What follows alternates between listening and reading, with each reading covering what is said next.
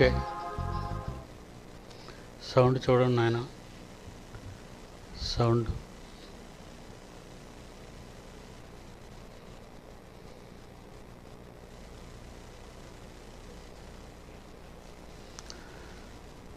ప్రభునందు ప్రియులైన పిల్లలకు క్రీస్తు యేసు నామములో శుభములు కలగాలని కోరుతూ, ప్రకటన గ్రంథం 19వ అధ్యాయం. ప్రపంచం వినాశనం వైపు పరుగులు తీస్తుంది. పరుగులు తీస్తున్న ప్రపంచం 100కు 100 పాళ్ళు సృష్టించిన దేవునికి భిన్నమైన ప్రవర్తన కలిగిన వారుగా, గత పాఠంలో ఉన్నట్టుగా వ్యభిచారులుగా మారిపోయారు. వ్యవస్థ అంతా కూడా కన్నతండ్రి అయిన దేవుణ్ణి మర్చిపోయి వ్యభిచార వ్యవస్థగా మారింది. కనుక దేవుని కోపం సమాజం మీద దారుణంగా ఉంది.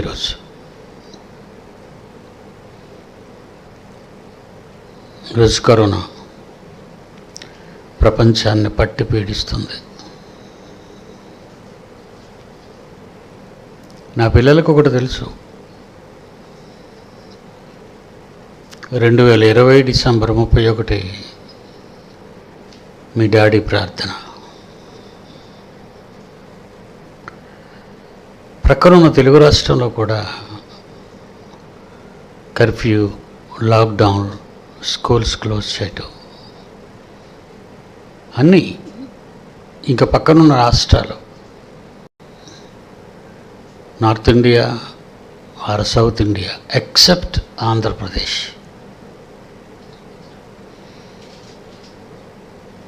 ఈ ఆంధ్రప్రదేశ్లో ఎందుకు ఇంత ప్రశాంతమైనటువంటి వాతావరణం ఉందో ఎవరు నమ్మినా నమ్మకపోయినా, మీ రాక కోసం దేవుడు ఏర్పాటు చేసిన ఆరోగ్యకరమైన ఆంధ్రప్రదేశ్ చాలా బాగుంది.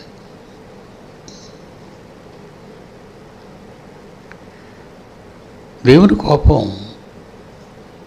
మన చుట్టూ ఉంది, మన దేశంలో మన చుట్టూ ఉంది, మన పక్క రాష్ట్రాల్లో ఉంది, ప్రపంచ పక్క దేశాలన్నిటిలోనూ ఉంది.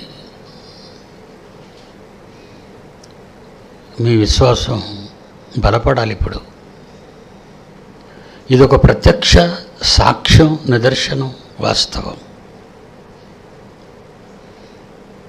ప్రియులారా, ఈ సందర్భంగా మీకు ఒక విషయాన్ని మహారాష్ట్ర, మధ్యప్రదేశ్, కర్ణాటక, తమిళనాడు, మిగిలిన రాష్ట్ర పిల్లలందరూ వస్తున్నారు. కొంచెం జాగ్రత్తగా మీరు రావాలి.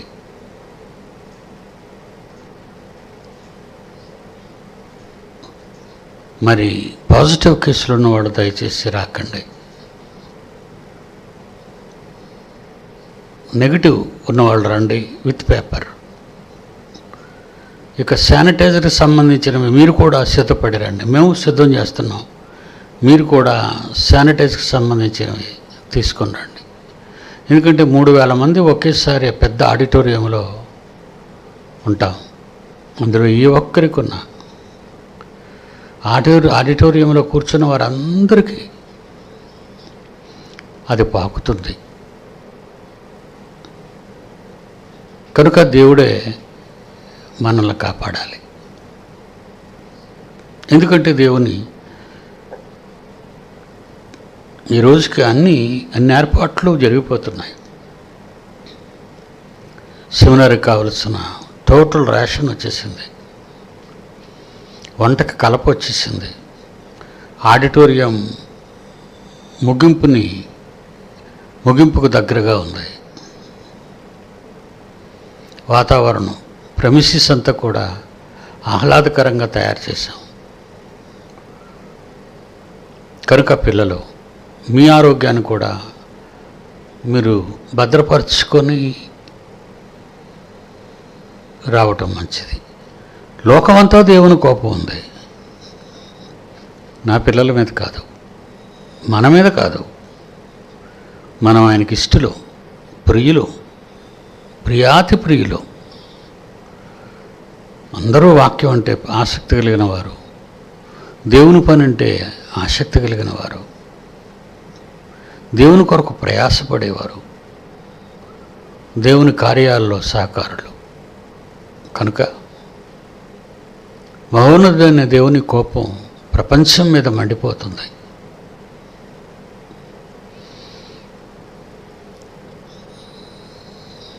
మహానుభావుడు కన్న తండ్రి మనల్ని చల్లగా కాపాడుతున్నాడు.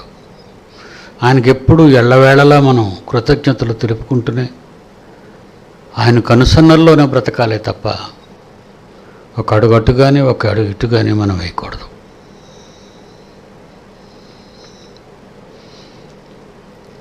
ఈ భయంకరమైనటువంటి ఈ పరిస్థితులను ఆయన బాబెలుతో పోలుస్తున్నాడు. ఒకనాడు బాబెలు దేవుని సంకల్పానికి గండి కొట్టడానికి ఒక్కటిగా చేరి చెయ్యకూడనిది ఆకాశాన్ని అంటే శిఖరాన్ని కడదామన్నారు. కట్టలేరు, అది అంతవరకు వెళ్ళలేరు వాళ్ళు. కానీ తెలివి తక్కువ ఆలోచన, కేవలం పేరు సంపాదించుకోవటానికే తప్ప అసలు మనిషిగా ఎందుకు పుట్టాడు, భూమి మీద మనిషిగా ఎవరి కొరకు బ్రతకాలి అనే వాస్తవాన్ని మర్చిపోయినటువంటి సమాజం ఆ రోజు మిడిల్ ఈస్ట్లో చేరుకున్నారు వాళ్ళంతా కూడా. దానికి దేవుడు గండి కొట్టాడు, తారుమారు చేశాడు. అలా తారుమారైన వాళ్ళు దేవుని సంకల్పానికి అనుకూలంగా భూమి అంతటా చెదిరిపోయారు. ఇలా చెదిరిపోయిన వారిని కూడా యుగ సంబంధమైన దేవత వారి మనోనేత్రాలకు గుడ్డితనం కలిగించి వ్రాయబడిన, చెప్పబడిన, ఇవ్వబడిన దేవుని మాటలన్నీ కూడా మర్చిపోయే పరిస్థితికి తీసుకెళ్ళిపోయింది సమాజాన్ని. 19వ అధ్యాయంలో మనం చూస్తే ప్రారంభం నుంచి అటు తర్వాత బహుజనుల శబ్దం వంటి గొప్ప స్వరము పరలోకమందు ఇలాగూ చెప్పగా వింటనే ప్రభువును స్తుతించుడి. మహిమ, రక్షణ, మహిమ, ప్రభావములు మన దేవునికే చెల్లును. నిజంగా అండి, ఈ మాటలు వింటుంటే జాలి, దుఃఖం అనేది కనబడుతుంటుందండి. మన దేవునికే చెల్లును, మన దేవునికే చెల్లును, చెల్లవో అని ఇప్పుడు వ్యవస్థ ప్రయత్నిస్తుందండి. నిజంగా ప్రకృతి కేకలు, ప్రకృతి ప్రకంపనలు జరుగుతుంటే ఆకాశం నుండి వినబడుతున్న శబ్దం ప్రభువుని స్తుతించుడి. రక్షణ, మహిమ, ప్రభావములు మన దేవునికే చెల్లును అని కోటాను కోట్ల మంది దేవదూతలు ఆయనను ప్రకటిస్తూ ఆయనకు చెల్లాలి అని కోరుకుంటుంటే ఆయనకు ఒక్కటి కూడా చెల్లదు, ఆయన ఎవరో మాకు తెలియదు అన్నట్టుగా ఈరోజు ప్రపంచంలో మానవాళ్ళంతా కూడా తయారైందండి. దేవుడు మహిమ పొందాలి, దేవుడు స్తుతించబడాలి, దేవుడు ఆరాధించబడాలి, దేవుని పిల్లలందరూ దేవునినే కొనియాడాలి, దేవుని పిల్లలందరూ దేవుని ప్రేమలోనే ఉండాలి, దేవునిని మాత్రమే ప్రేమించాలి, మరి ఎవరిని ప్రేమించకూడదు అనేది బైబిల్ యొక్క సారం అండి. బైబిల్ సారం అది. దేవుణ్ణే పూజించాలి, దేవుణ్ణి ఆరాధించాలి, దేవుణ్ణి ప్రేమించాలి. తేడా జరిగిందో అస్సలు సహించలేని దేవుడు పాత నిబంధన గ్రంథంలో మనకు కనబడుతున్నాడు. సహించని దేవుడు పాత నిబంధన గ్రంథం చదువుతుంటే తప్పు చేస్తే ఎంత కఠినంగా మరి స్పందించి మరి యాక్షన్లోకి తండ్రి దిగుతాడో మనం పాఠాలన్నీ వింటున్నాం పిల్లలు చెప్తున్నప్పుడు. అంత రోషము కలిగిన దేవుడు కూడా గొక్కుళ్ళు మింగుతున్నాడా అనిపిస్తుంటుందండి. గుట్టకలేస్తున్నాడా? ఒక పక్క పిల్లలు, ఒక పక్క రౌద్రం, ఒక పక్క ప్రకృతి ప్రకంపనలు, ఒక పక్క పరలోక రాజ్యంలో దేవదూతల గాన ప్రతిగానాలు, ఆయన్ని స్తుతించాలి, ఆయనకే వెళ్ళాలి అని. ఇలాంటి పరిస్థితుల్లో తన స్వరూపమందు చేయబడిన వాళ్ళు పిల్లలు. కోటాను కోట్ల దేవదూతలు దేవుని స్వరూపంలో చేయబడిన వారు కారు. వాళ్ళంతా దేర్ ఆల్ సర్వెంట్స్. పనివాళ్ళు ఎంత పొగిడినా యజమానికి సంపూర్ణ ఆనందం యజమాని పొందలేడు. తన పిల్లలే స్వయంగా తండ్రిని యజమానిని కొనియాడితే ఆ యజమాని యొక్క ఆనందానికి పట్టుపగ్గాలు ఉండవు. దేవుడు కోరుకున్నది మన నుండి, అలానే మిగతా వాళ్ళ నుండి అవసరం లేదని కాదు. ప్రకృతి ఆయన్ని స్తుతిస్తుంది, కోటాను కోట్ల దేవదూతలు పరలోక సైన్యాలు అతన్ని స్తుతిస్తున్నాయి. కన్న పిల్లలు మాత్రం కన్న తండ్రిని మరిచిపోయారు. Who is God? దేవుడెవరు? ఎక్కడ? ఎలా ఉంటాడు? ఏంటి ఆయన పని? ఈరోజు ఇన్ని భయంకరమైన దారుణ పరిస్థితులు మానవాళిని చుట్టి కబలిస్తున్నా ఈరోజు మానవాళిని చూసుకోవటం లేదు, పట్టించుకోవట్లేదు. తన తప్పు తను తెలుసుకోవటం లేదు ప్రపంచం. ఇక వ్రాయబడిన గ్రంథములోని వాస్తవాలను కూడా స్వీకరించని పరిస్థితిలో క్రిస్టియానిటీ అంటే దేవుణ్ణి నమ్ముకున్నామని చెప్పుకునేవారు దొంగ లెక్కల ప్రకారము మరి 350 కోట్ల మంది ఉన్నారనుకుంటున్నాం మనం. క్రైస్తవులు అనే దొంగ లెక్కలు, ప్రపంచ దొంగ లెక్కల్లో క్రైస్తవులు 350 కోట్ల మంది. ఈ 350 కోట్ల మంది ఆంధ్రప్రదేశ్ తప్ప ప్రపంచ దేశాలు, ఆ దేశాలలోని రాష్ట్రాలు, ఆ రాష్ట్రాలలోని ఎన్నెన్నో ప్రాంతాలు ఈరోజు దేవుని ఎరుగనివిగానే కనబడుతున్నాయి. క్రైస్తవులు అని చెప్పుకున్న మళ్ళీ Christian kingdoms, God blessed America అంటాడు, గాడ్ బ్లెస్డ్ ఇజ్రాయెల్ అంటారు, God blessed great Britain, God blessed Australia, God blessed Italy. ఏమంటే ఇవన్నీ క్రిస్టియన్ కింగ్డమ్సే. మరి అవన్నీ కూడా బైబిల్ని చదువుతూ ఏమైనా బుద్ధి తెచ్చుకున్నారంటే బైబిల్ ముందుంది కానీ లోన లేదు వాళ్ళకి. ప్రపంచ మానవాళికి బైబిల్ లోన కనిపించడం లేదు. ప్రభువును స్తుతించుడి అనే ఈ మాట చాలాసార్లు మీకు చెప్పాను. పెంతెకొస్తేలను అపోజ్ చేసేటప్పుడు ఈ మతశాఖల వాళ్ళ మీదకి సింహగర్జన చేసేవాడిని ఆ రోజుల్లో. బైబిల్లో ఒక మాట ఇప్పుడు మనం యేసుప్రభు వారు జ్ఞాపకం చేస్తుంటారు. ఆకాశము భూమి గతిస్తే గతించిపోవచ్చునేమో కానీ, ఆకాశం కానీ యేసుక్రీస్తు మాటల్లో అండి, ఆకాశము భూమియు గతిస్తే గతించిపోవునేమో కానీ ధర్మశాస్త్రమంతయు నెరవేరు వరకు, ధర్మశాస్త్రము లా, ఇజ్రాయెల్స్ కానీ అన్యజనులైన మనకు కానీ క్రైస్తవులకు కానీ ఇవ్వబడినటువంటి లా, ధర్మశాస్త్రం, కవనెంట్, నిబంధన, ధర్మశాస్త్రం అంతయు నెరవేరే వరకు ధర్మశాస్త్రములో ఒక పొల్లు, అరక్షరం, పొల్లు అంటే అరక్షరం, కాకితం తెక్కే దానిపైన ఒత్తు పెడితే కే, ఆ చిన్న ఒత్తు కూడా కాకంస్తే కు పొల్లు, కా అనేది ఒక అక్షరం అయితే కు అనేది ఒక పొల్లు పెట్టాం. కు అనే పొల్లు పెట్టాం, కు అయింది. ధర్మశాస్త్రమంతయు నెరవేరు వరకు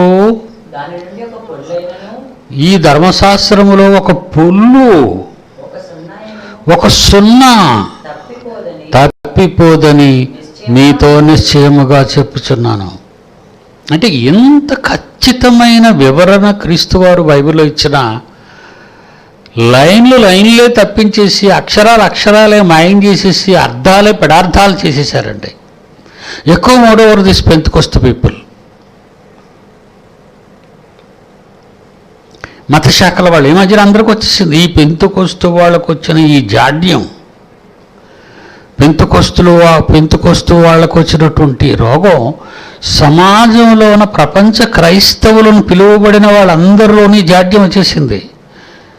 ఒకప్పుడు మీకు గుర్తుందో గుర్తులేదు కానీ నా చిన్నతనంలో ఆర్సేములుగానే ఉండేవారు, లూథరన్స్గానే ఉండేవారు, బ్యాప్టిస్టులు ప్రొటెస్టెంట్లుగా ఉండేవాళ్ళు. ఎవరు కూడా పెంతెకోస్తు లయ కానీ పెంతెకోస్తు బోధన విధానం కానీ వీళ్ళలో ఉండేది కాదు. వీళ్ళ ఆరాధన చాలా అంటే కరెక్ట్ అది కాదు, డీసెన్స్ అండ్ సైలెంట్, కేకలేవు. కానీ పెంతెకోస్తులు వచ్చిన తర్వాత ప్రపంచం అంతా అల్లరైపోయింది. అల్లరి, కేకలు, గొడవ, కేకలు. ఈ మధ్యని మా సంతోష్ కాదు, మహేంద్ర వివాహం చేసుకున్నాడు. పాపం వాడు భార్యను తీసుకురావడానికి వెళ్తూ విశాఖపట్నంలో ఇల్లు మాట్లాడాడు. ఇల్లు ఇస్తామన్నారు.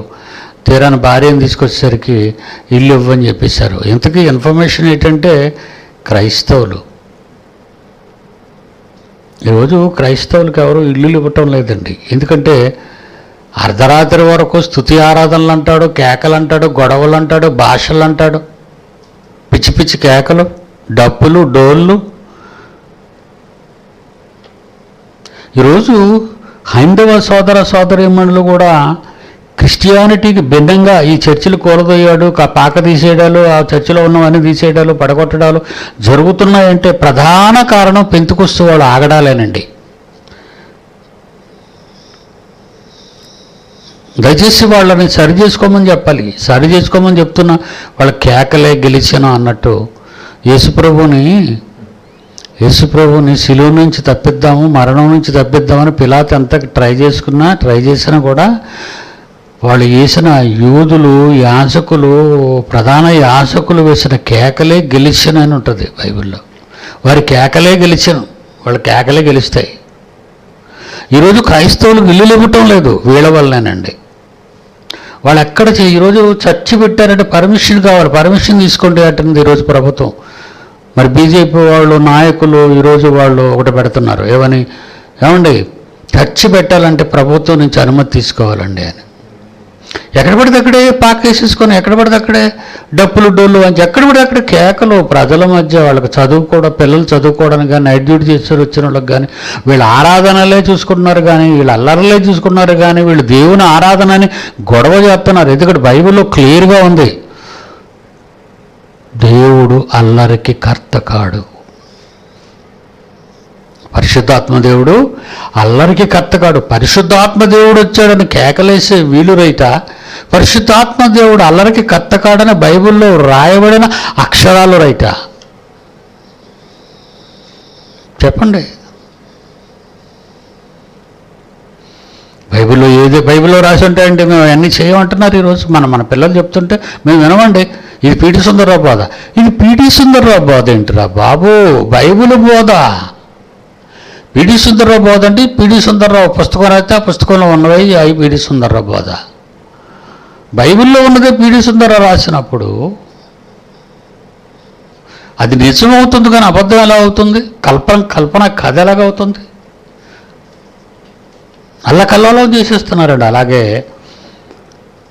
సున్న కానీ పొల్లు కానీ తప్పిపోదు. ఇక్కడ ఏమన్నాడండి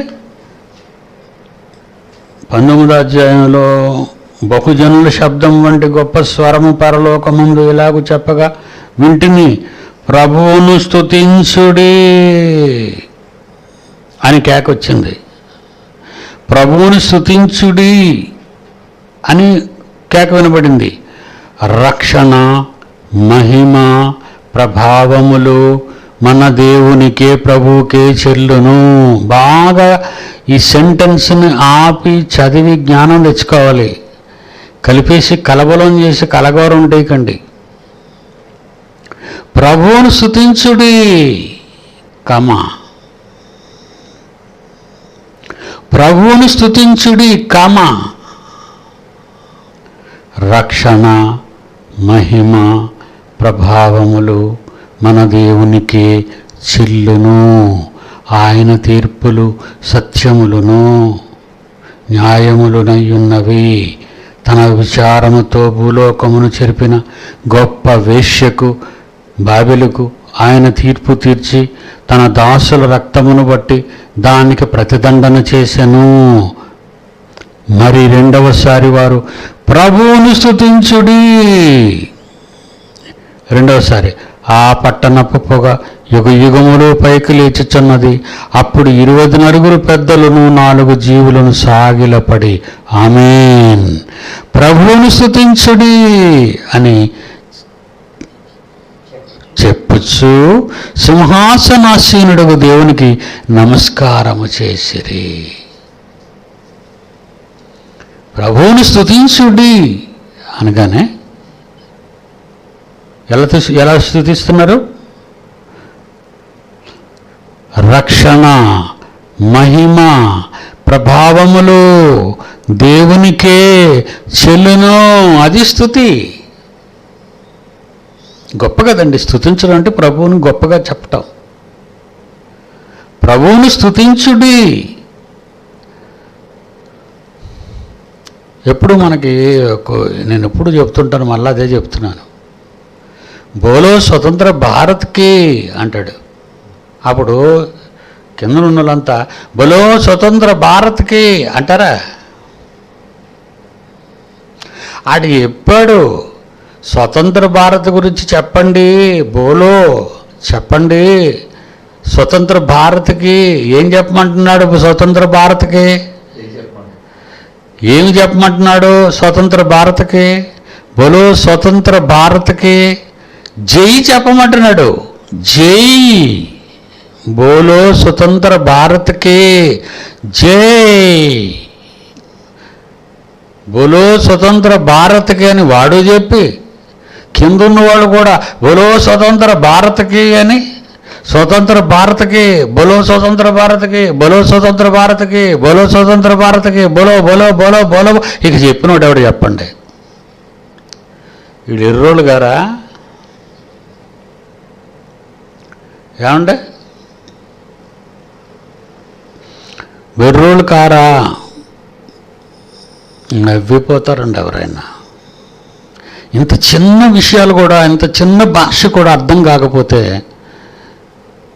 కమ్మ కడుతున్నారండి క్రిస్టియానిటీని. కమ్మ. స్తుతించుడి, ప్రభువును స్తుతించుడి అని ఉందా? అక్కడ ఏమైనా ఫుట్నోట్లో ఏముందో ఒకసారి చూస్తారా మీరు? కిందని అడుగున అక్షరాల్లో మూల భాషలో, ప్రారంభ భాషలో ఇది వ్రాయబడింది, హల్లెలూయా. జాగ్రత్తగా వినాలి. హల్లెలూయా. ఇప్పుడు హల్లెలూయా పెడదాం.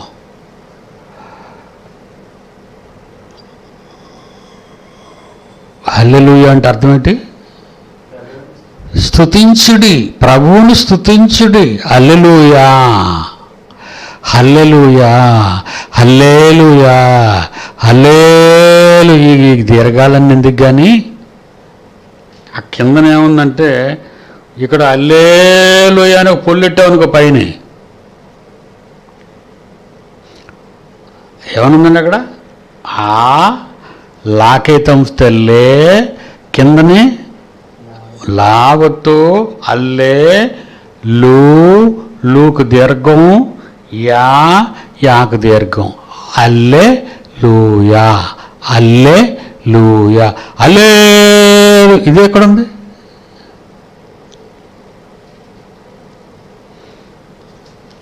ఏం హల్లెలూయా అండి?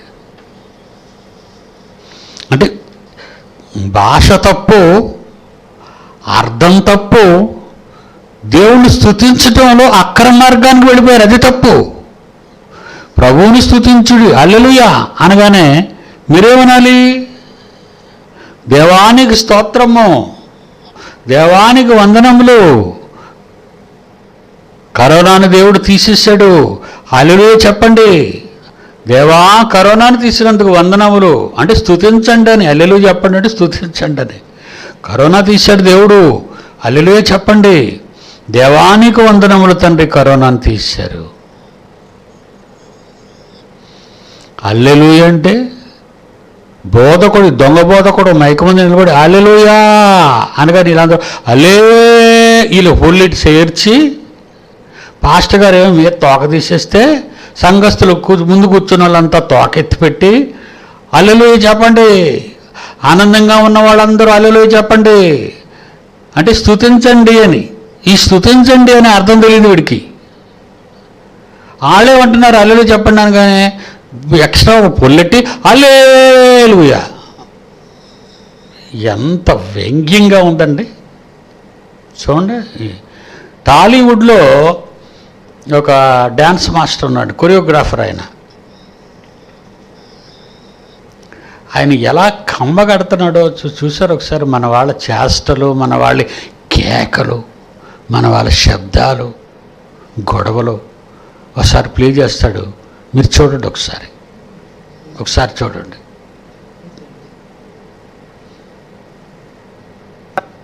చలాగా జన్మలహం ధ్యాంతులయా చల హల్లెలూయా అంటే అరే అమ్మాయిలను కూర్చోబెట్టి జీతాలు ఇచ్చి మొత్తం ఆ చర్చుల్లో బుడబుక్కలాట్లేంటరా, మైక్ ఒకటి పెట్టుకొని ఉషౌషా అంటే ఉషౌషా అంటే అసంఛా సైతాన్ పోయిందా లేదా? పోయింది స్వామి. రే ఏంట్రా డబ్బా ఆటలో అగైన్ చలాగా జన్మలహం ధ్యాంతులయా చల హల్లెలూయా అంటే అరే అమ్మాయిలను కూర్చోబెట్టి జీతాలు ఇచ్చి మొత్తం ఆ చర్చుల్లో బుడబుక్కలాట్లేంటరా, మైక్ ఒకటి పెట్టుకొని ఉషౌషా అంటే ఉషౌషా అంటే అసంఛా సైతాన్ పోయిందా లేదా? పోయింది స్వామి. రే ఏంట్రా డబ్బా ఆటలో ఏమండి? నేనేమన్నది కాదు, ఇది ఈవేళ పెట్టిందండి అది. దానికి ఏమని హెడ్లైన్స్ ఇచ్చాడండి? దానికి ఏమని టైటిల్ పెట్టాడు? Church pastors. Rakesh master fire on church pastors. అన్యులండి, పాపం దేవుని తెలియని వాళ్ళు, క్రీస్తును ఎరుగని వారు పాపం వాళ్ళు అన్నారని, వాళ్ళు అనటంలో 100% రైట్ ఉంది. కేకలేంటి? నేనేమైనా కేకలేమన్నాను ఆయన్ని? పెద్ద కేకలు, గొంతు చిరిగిపోయినట్టు. ఏమంటే మాటలు స్పష్టంగా అర్థం కావాలి. బోర ఊదినప్పుడు కూడా ఏమంటున్నాడు కొరింథీ పత్రికలో 14వ అధ్యాయం, ఊదినదేదో మీటినదేదో స్వరాలలో తేడా కనిపించకపోతే అది ఎలా అర్థం కాదో, ఎలా వినబుద్ధి కాదో, మాట్లాడినప్పుడు వినుట వలన విశ్వాసము కలుగును అని బైబిల్లో దేవుడు చెప్పాడు. నువ్వు వాక్యాన్ని చెబుతున్నావు, వాళ్ళకి నమ్మకం కలగాలి. నీ వాక్యం పట్ల, దేవుని మాటల మీద నమ్మకం రావాలి. నమ్మకం రావాలంటే నీ మాట స్పష్టంగా మాట్లాడాలి. ఈ స్పష్టత గురించి పౌలు గారు మాట్లాడుతూ కొరింథీయులకు రాసిన మొదటి పత్రిక 14వ అధ్యాయము 7వ వచనము, పిల్లని గ్రోవి గాని వీణి గాని జీవము లేని వస్తువులే నాదమిచ్చినప్పుడు, స్వరం ఇచ్చినప్పుడు స్వరములలో భేదము కలుగొచ్చేని ఎడల ఊదినదేదో మీటినదేదో ఎలాగో ఏది పిల్లల గురవి శబ్దం, ఏది వీణ మీటిన శబ్దం. ఊదినది పిల్లల గురవైతే మీటినది వీణ. ఊదినదేదో మీటినదేదో తెలియాలి అంటే స్పష్టత కావాలి. మరి మాటల్లో పిచ్చి పిచ్చి కేకలు వేసి పెద్ద పెద్ద అల్లరు పెట్టి చుట్టూ ఉన్న వాళ్ళకి నిద్రలు లేకుండా ఇంత మానసికంగా ఇబ్బంది పెడుతున్నారే ఈ పెంతెకోస్తు కాంగ్రిగేషన్స్ అన్నీ. ఈ మధ్య వీళ్ళు కూడా మరి ఈ బ్యాప్టిస్టులు, ప్రొటెస్టెంట్లు వీళ్ళు కూడా మరి ఆర్సీఎంలు లోదడు సీలు కూడా హల్లెలూయా చెప్తున్నారు. హల్లెలూయా అంటే హల్లెలూయా, ఇదొక పెద్ద తప్పు కదండి. ఇందాక మీకు చెప్పాను, హల్లెలూయా ప్రభువుని స్తుతించుడి. హల్లెలూయా అంటే ప్రభువుని స్తుతించుడి. మీరేం చెప్పాలి?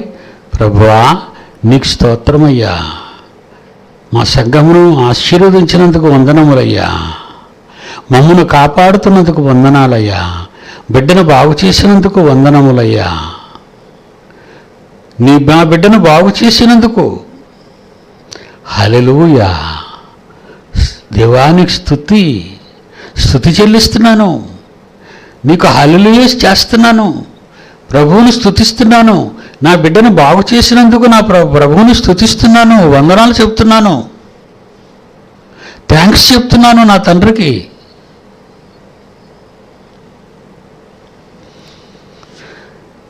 వ్రాసి ఇవ్వబడిన, చేతికి ఇవ్వబడిన దేవుని దివ్య గ్రంథములోని మాటలే తారుమారైపోతున్నాయి. బైబిలు తారుమారైపోయింది.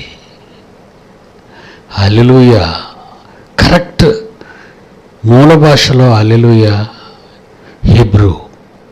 హీబ్రూలో హల్లెలూయా, గ్రీకులో హల్లెలూయా, తెలుగులో ప్రభువుని స్తుతించుడి, ఇంగ్లీష్లో ప్రైజ్ ది లార్డ్, హీబ్రూ భాషలో హల్లెలూయా, తెలుగు భాషలో ప్రభువుని స్తుతించుడి, ఇంగ్లీష్ భాషలో ప్రైజ్ ది లార్డ్. ఇంత చక్కగా చిన్ననాటి నుండి గ్రామర్ నేర్చుకున్న వాళ్ళం, వీళ్ళు ABCDFలు నేర్చుకున్న వాళ్ళం. ఏమంటే పెద్ద చదువులు చదివిన ఏ చదువులు అంటే వాళ్ళ చదువులు తగలట్ట. ఇన్ని చదువులు చదివినా హల్లెలూయా దగ్గరికి వెళ్ళగానే హల్లెలూయా గాళ్ళు, అందుకే మనకు హల్లెలూయా గాళ్ళు అని పేరెట్టారండి. మనకేమని పేరు పెట్టారో తెలుసా? హల్లెలూయా గాళ్ళు. ఒరే హల్లెలూయా గారులు వచ్చేస్తున్నారు అయ్యా, పాపం మన ఆడవాళ్ళు బైబిల్ పట్టుకొని రోడ్డు అంటూ వెళ్తారు, హల్లెలూయా అమ్మలు వెళ్ళిపోతున్నారా. ఎంత వ్యంగ్యంగా చేశారండి క్రిస్టియానిటీని.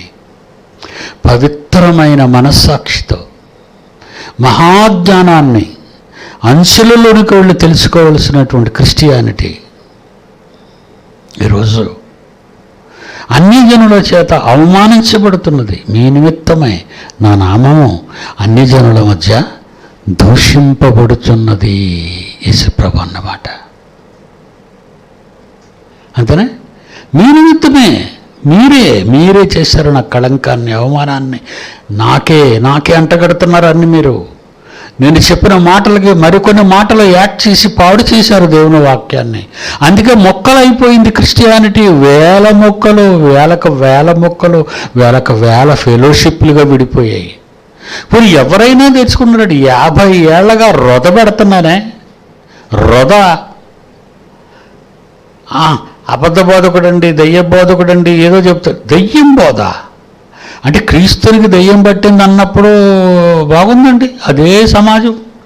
మహానుభావుడు యేసుస్వామి చెప్పిన రోజుల్లో కూడా ఇతను దయ్యము పట్టిన వాడు అన్నారు. అంటే ఆనాటి నుంచి ఈనాటి వరకు, ఆనాటి యూదులు ఈనాటి క్రైస్తవులు, ఒకనాటి యూదులు ఈనాటి క్రైస్తవులు సేమ్ క్యాడర్. వాళ్ళు సేమ్ క్యాడర్ అండి, వాళ్ళు సేమ్ క్యాడర్.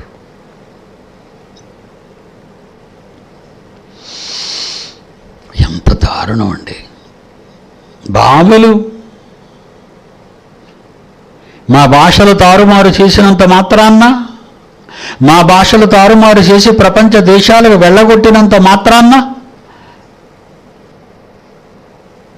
నా పిల్లలైన సర్ప సంతానం, నా పిల్లలైన సర్ప సంతానాన్ని నీ మాటలు తారుమారు చేయిస్తాను, నీ ప్రసంగాలు తారుమారు చేయిస్తాను, నీ డిసిప్లిన్ తారుమారు చేయిస్తాను, నీ పద్ధతులు తారుమారు చేస్తాను, నీ ధర్మశాస్త్రాన్ని తారుమారు చేస్తాను. చేసిందండి తారుమారు. ఆనాటి నుంచి ఈనాటి వరకు పగబట్టిందండి అది. తమకు దేవుని మాటలు చెప్పడానికి వచ్చిన ప్రవక్తలను ఎందుకు చంపించిందండి? తారుమారు కాదా? యూద జనాంగాన్ని కాపాడడానికి యేసుక్రీస్తు వచ్చినందుకు యేసుక్రీస్తుని చంపించింది. పూజించవలసిన వ్యక్తిని, స్వీకరించవలసిన వ్యక్తిని, పొగడవలసిన వ్యక్తిని చంపించింది క్రూరంగా. తారుమారు కాదా? అపోస్తులను చంపించింది, ప్రారంభ సంఘాన్ని చిత్రవద చేసింది, ప్రపంచ క్రిస్టియానిటీని తారుమారు చేసింది, బైబిల్ తారుమారైపోయింది. తారుమార్. ఆలోచించండిరా, నాకెవరి మీద పగలేదు, ఇంకా ఎంత రోధించమంటారు? నా పిల్లలారా, మీ ఆత్మీయ తండ్రి ఆవేదనను అర్థం చేసుకున్న నా పిల్లలారా, పరలోకపు తండ్రి నాకు పిల్లలుగా ఇచ్చిన నా పిల్లలారా, కన్న తండ్రి మనస్సును ఆలోచించండి. పరలోకపు తండ్రి కానీ, భూలోకంలో ఉన్న నన్ను కానీ, నా మాటలలోని ఆవేదన, నా మాటల్లోని ఆక్రందన, నా మాటల్లో ఉన్న జపం, తపం మీరు స్వీకరించి సమాజాన్ని మార్చండిరా. మీ చుట్టూ ఉన్న దొంగ క్రిస్టియానిటీని మార్చండిరా. అమాయకులైన క్రైస్తవుల్ని పాడు చేస్తున్నారు ఈ దొంగ బోధకులు వచ్చి. ప్రతి కాలంలో ప్రతి ప్రవక్తల దగ్గర దొంగ ప్రవక్తలు ఉన్నారు, అబద్ధ ప్రవక్తలు. ప్రతి బోధకుల దగ్గర దొంగ బోధకులు ఉన్నారు. ప్రతి అపోస్తుల దగ్గర దొంగ అపోస్తులు ఉన్నారు. అన్నిటికీ నకిలీలు ఉన్నాయి, అన్నిటికీ పాజిటివ్ నెగిటివ్లు ఉన్నాయి. మాట్లాడడానికి వచ్చిన వారిలో నకిలీలు దిగిపోయారు.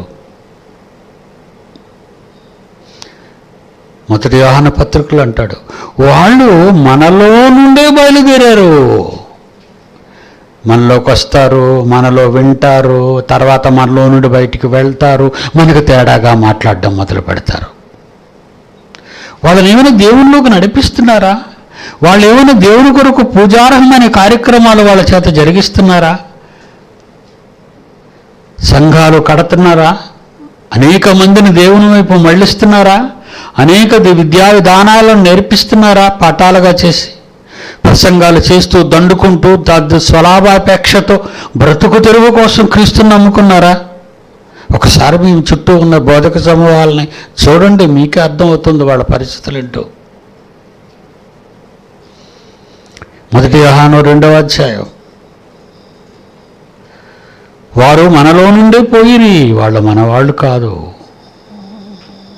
వాళ్ళు పెద్దవాళ్ళు అయిపోయారు. ఏరా ఇంకా దొరకలేదా నీకు?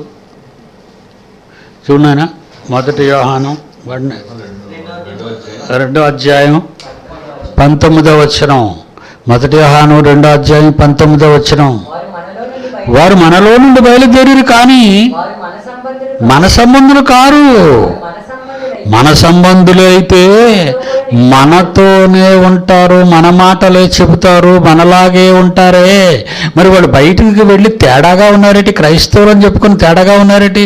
వాళ్ళు క్రైస్తవులని చెప్పుకుంటున్నారు, మనవారని చెప్పుకుంటున్నారు, కానీ మనవారు కాదు వాళ్ళు. తేడా ఏట తేడా? చదువు. మన సంబంధులైతే మనతోనే ఉంటారు, స్టాండ్ అయిపోతారు, మనతోనే నిలిచి ఉందురు, సత్యమందు నిలిచి ఉందురు, సత్యమందు నిలిచి ఉందురు. వాళ్ళు మనతో నిలిచి ఉందురు, కానీ వారు మనలో నిలిచి ఉండలేదు. మన సంబంధులు కారని ప్రత్యక్షంగా మనకు రుజువుబడుతుంది. సంబంధులైతే మనతోనే నిలిచి ఉందురు. వ్యక్తులతో విరోధం ఉంటుందేమో కానీ బోధలో వ్యతిరేకత ఉండదే. ఏమండి? వ్యక్తులతో విభేదాలు ఉంటే ఉండవచ్చు, కానీ బోధ మారకూడదు. ఏమండి, బోధ ఎన్ని ఎన్ని ఎన్ని బోధలు ఉన్నాయో అన్ని బోధలు తప్పు. ఒకే బోధ, ఒకే బోధ ఉండాలి. ఎన్ని వేల లక్షల మంది బోధకులు ఉండొచ్చు, బోధ మారకూడదు, బోధ మారకూడదు, బోధ మారకూడదు.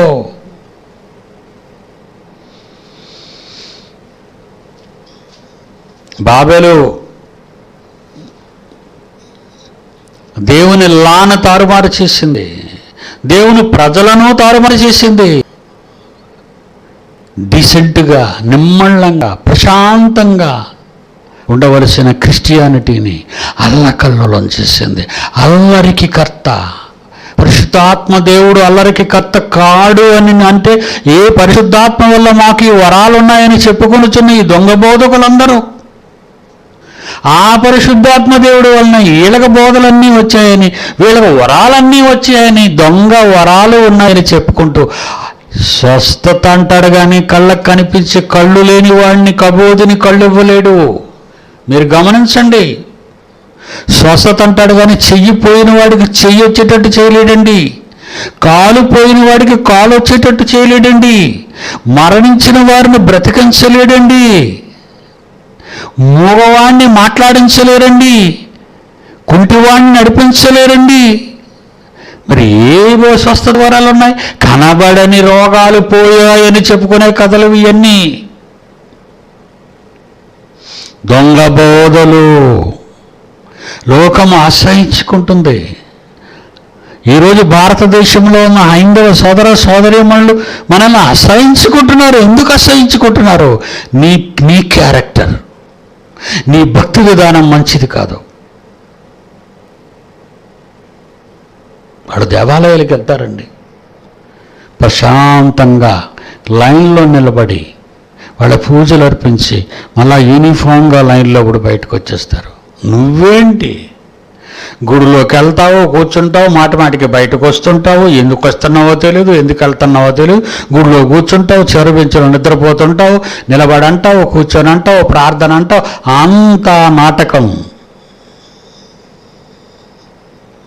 అల్లరి. వద్దండి. పరిశుద్ధాత్మ దేవుడు అల్లరికి కర్త కాడు. ఎక్కడుంది? కొరింథీయులకు రాసిన మొదటి పత్రిక 14వ అధ్యాయము. వరాలన్నీ అక్కడే ఉన్నాయి, వరాల గురించి అన్నీ అక్కడే చెప్తాడు. 14వ అధ్యాయము 33వ వచనం. పరిశుద్ధుల సంఘములు, క్రైస్తవుల సంఘములన్నిటిలో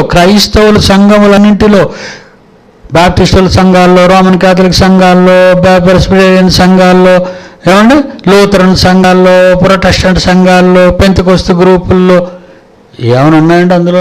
అక్కడ ఏమైనా రాయబడిందంటే మాట ఆ చేతిలో ఉన్నది వాళ్ళకి అదే బైబిల్ అండి, వాళ్ళ బైబిల్లో ఉన్నది కూడా అయ్యే వాక్యాలండి. పరిశుద్ధుల సంఘములో దేవుడు సమాధానమునకే కర్త గాని అల్లరికి కర్త కాడు. అల్లరి అల్లరి అల్లరి అల్లరి. మార్చండి నా పిల్లలరా, మార్చండి, వ్యవస్థను మార్చండి, కనీసం మీ చుట్టూ ఉన్న వాళ్ళు మార్చండి. మన లోకాన్ని మార్చలేం, మన మాటలు వినరు వాళ్ళు. కనీసం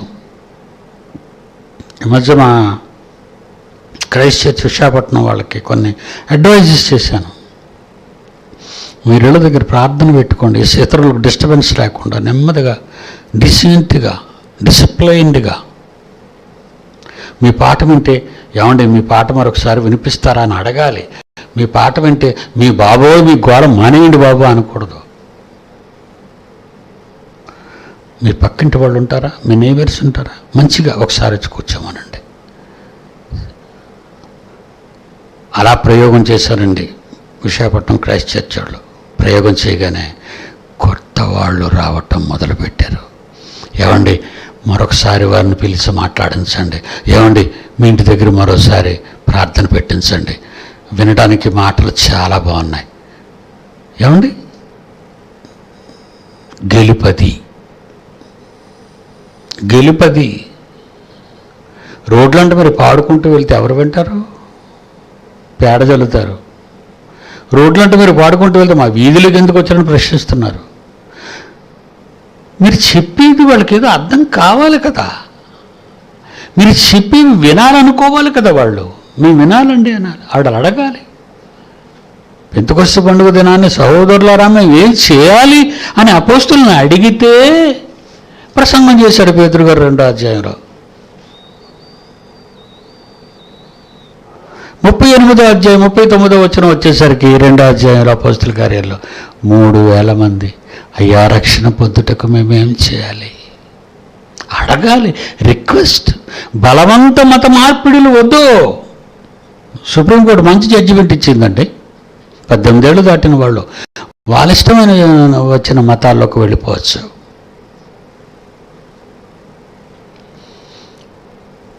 వాళ్ళ ఇష్టం వచ్చిన మతాల్లోకి వెళ్ళిపోవచ్చు. బలవంత మత మార్పిడులు కావు. 18 ఏళ్ళు దాటిన వారు ఏమండి, దేశం యొక్క సర్వోన్నతమైన న్యాయస్థానం ఇచ్చిన తీర్పు. మీ ఇష్టం వచ్చిన మతాల్లోకి మీరు వెళ్ళచ్చు. ఎవరైనా నిర్బంధించారా, టేక్ యాక్షన్ అని ఆల్ స్టేట్ గవర్నమెంట్స్కి హెచ్చరికలు జారీ చేసింది సుప్రీంకోర్టు.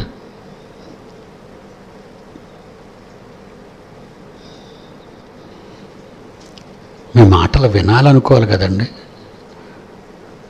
నా పిల్లలు ఎప్పుడైతే నా మాట విని ప్రాక్టీస్లో పెట్టారో, ప్రతి ఇంటి దగ్గర మా ఇంటి దగ్గర పెట్టండి, మా ఇంటి దగ్గర పెట్టండి, మా ఇంటి దగ్గర పెట్టండి అని మన వాళ్ళు అడగటం కాదు, కానీ ఆ పక్కింటి వాళ్ళు గతంలో పెట్టినప్పుడు ఆ పక్కింటి వాళ్ళు ఏమండి మరొకసారి ప్రార్థన పెట్టించండి, చాలా బాగుంది ఆ బాబు మాట్లాడితే, అదండి అది కావాలి. అల్లర్లు చేసి సాతాను ట్రిక్ అండి ఇది. వాడు కూడా మనకంటే విపరీతంగా ప్రార్థనలు చేసేసినట్టు మీటింగ్లు పెట్టేసి అల్ల కల్లోలం సృష్టించేసి జనాల చేత మనలందరినీ చెతగొట్టించి మన చర్చలు పడదోయించి, మరి ఈ రప్చర్ జరగడానికి కారణం ఈ పెంతెకొస్తలు కాదంటారా?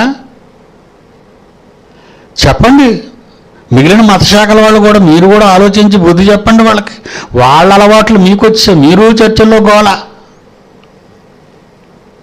మీ గంటల గోల సగం, మీ వాయిద్యాల గోల మరి సగం, ఇలా కేకలం అంతకంటే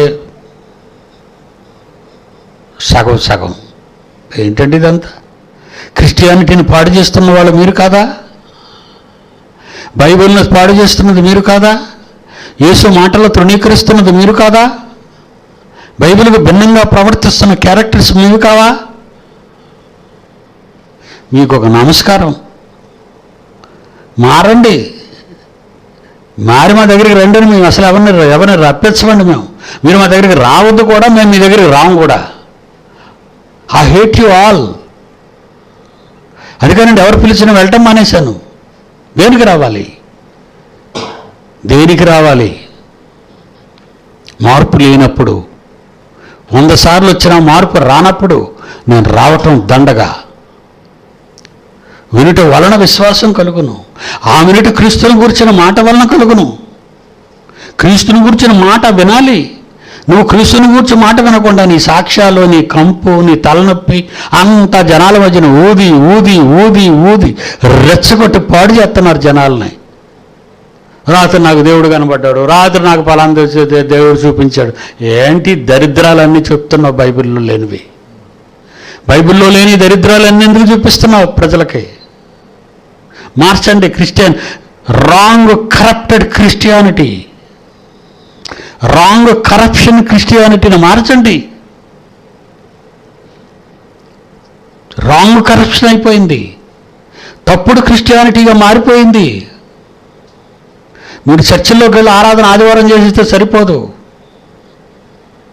మారాలి. మీరు రావాలి విప్లవం క్రిస్టియానిటీలో. మాదే మీదే, ఏ చర్చగా మా విశ్వాసం మాది, మీ విశ్వాసం మీది, విశ్వాసం ఒక్కటే అని దేవుడు గోల పెట్టుకుంటే మా విశ్వాసం మాది, నీ విశ్వాసం నీది. ఎన్ని విశ్వాసాలు ఉన్నాయి బైబిల్లో? అంటే బైబిల్ని గౌరవించరా? బైబిల్ని స్వీకరించరా? బైబిల్ అంటే భయం లేదా? లేదండి. వాళ్ళు ఏం బాగుపడతారు? ఇక వదిలేయండి వాళ్ళని. వినేవారికి చెప్పండి. ఆ విన్న మాట మీ నోట వచ్చే మాట బైబిల్లో ఉన్న మాట ఉండాలి. ఇది మళ్ళీ ఇక్కడ కథ మళ్ళీ పేర్చొద్దు. నీ సెల్ఫ్ డబ్బా కొట్టద్దు. Babel, beware of Babel. God bless you.